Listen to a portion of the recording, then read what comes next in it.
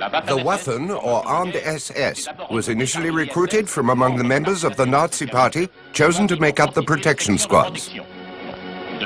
Recruitment has since opened to other European nationalities. This isn't just a military unit. It is also a powerful organization where each member receives moral and political instruction to make him worthy of being part of an elite. Unlike the regular army, the better-equipped Waffen-SS answers only to the orders of Hitler's number 2, Reichsführer Heinrich Himmler.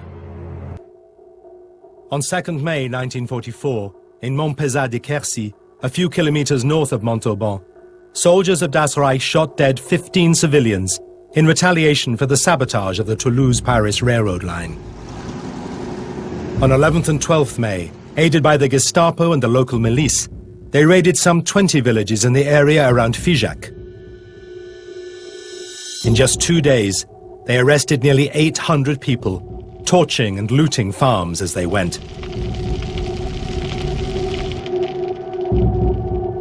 On 21st May, in Fraissinet-le-Gelat, they hanged 3 women from their balconies. They executed 10 men, then torched the village. On the eve of their departure north, and guided by the Gestapo from nearby Agen, a Das Reich battalion executed 10 resistance members and 7 civilians. The commander of the Das Reich division is General Heinz-Bernhard Lammerding. Born in 1905, a former civil engineer, Lammerding has been a Nazi from the movement's beginnings. He is both an experienced SS soldier and a mass murderer who led special commando units in Belarus and the Baltic states. Lammerding is intelligent, ambitious, and totally unscrupulous. He took part in all the battles that followed the German invasion of the Soviet Union from 22nd June 1941, in which the Das Reich Armored Division played a key role.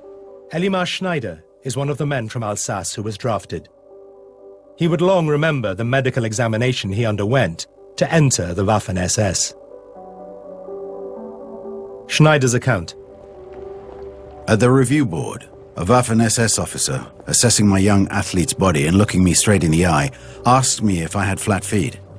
He smiled at my negative response and retorted, "You will get the stamp."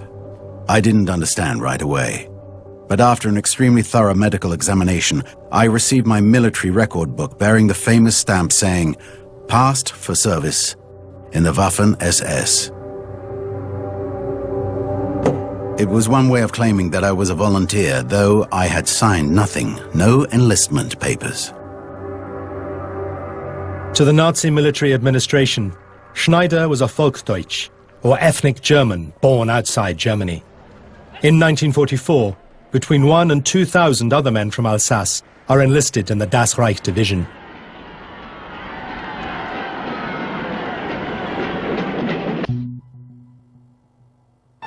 Adolf Rainer Diekmann, the commander of the Der Führer's 1st Battalion, is charged with protecting the division's left flank, 10th February, by the deputy commander of the Western Front, Marshal Sperl, setting out the procedures to be followed.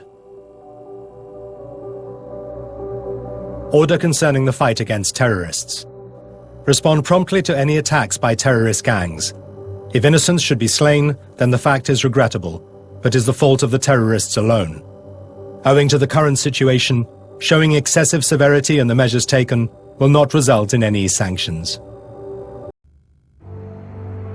Walter Schmalt, a member of the local Gestapo, and Reconnaissance Battalion Commander Heinrich Wulff carry it out.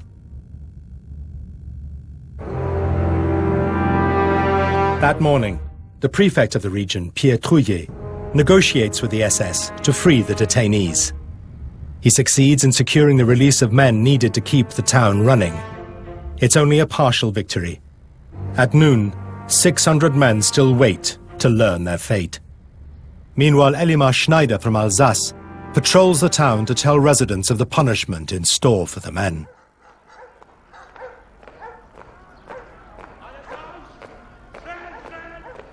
In the streets around Souillac Square, townsfolk see this message posted on walls. Citizens of Toul, 40 German soldiers were murdered in the most dreadful manner by communist gangs. For resistance fighters and those who aid and abet them, there is but one sentence, that of hanging. They do not fight openly and have no sense of honor. 40 German soldiers were murdered by the resistance. 120 of the resistance or their accomplices will be hanged. Their bodies will be thrown in the river. The warning is signed by the SS Division's General, Heinz Lammerding. Despite its wording, there is no evidence that those held in the factory are linked to the resistance. They are innocent townsfolk. At 3:30 in the afternoon, in the munitions factory, the 120 men demanded by Lammerding are picked out and taken away. Soldiers from Heinrich Wulff's reconnaissance battalion obtain ropes from the inhabitants. They sling these from street lamps and balconies, a mission, as Elimar Schneider points out, entrusted to the most experienced. We chose hanging because it is more humiliating than being shot. The executioners were appointed from the reconnaissance battalion, mainly composed of German men, half of them soldiers from our company who had come from the Russian front. Having obtained the release of some of the captives, Prefect Truche tries to convince Kovac to postpone the executions. "I'm sorry," Kovac retorts. "We got into the habit of hanging people in Russia. We hanged 100,000 men in Kharkov and Kiev. For us, this is nothing." On the afternoon of 9th June in Toul, at around 3:30, the Germans hang the first group of 10 from street lamps, trees and balconies in Souillac Square and nearby streets. The SS force residents to witness the ordeal. On the terrace of the Tivoli Café, on the other side of the square, men from Das Reich drink and laugh to the sounds of a gramophone as they watch the spectacle.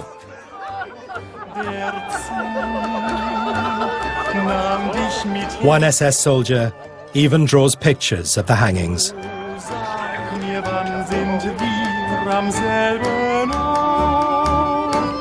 The victims are finished off with a shot from a pistol or a burst of machine gun fire. Then the next 10 men are led to their gallows. Can we possibly imagine the scene? Asks Father Espinas, chaplain of Toul High School. Men, immobile under duress, soldiers below the gallows, groups of hostages led to their execution. The hangings continue throughout the afternoon. At the end of the day, Elimar Schneider goes to the munitions factory, where the last few prisoners are waiting. Entering by the factory gate, I asked how many hostages remained, informing him that there were not enough ropes. Walter Schmald pointed to a group kneeling to the left of the entrance, a dozen civilians, and a group of around 20 in front of him. In front of them stood a chaplain in a faded cassock, his face sad. It was Father Espinas, giving them absolution.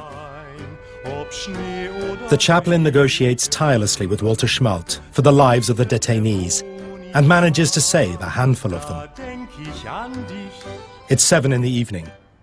After 98 hangings and one man gunned down while trying to escape, Schmalt calls an end to the executions. There's no more rope. 500 of those who were forced to watch are imprisoned in Limoges. Half will later be deported to the concentration camp in Dachau. Of the 120 men ordered to die, just 21 escaped that fate. The dead are aged between 17 and 46. Among them, students, insurance clerks, barbers, typists, dairymen, plumbers, accountants and engineers. Just 2 of them were from the resistance.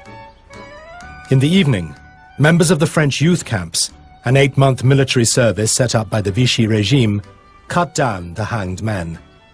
They take the bodies to the town dump and toss them onto the rubbish.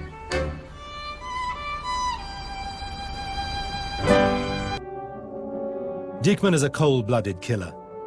Barely 30 years old, he is already responsible for many massacres on the Eastern Front.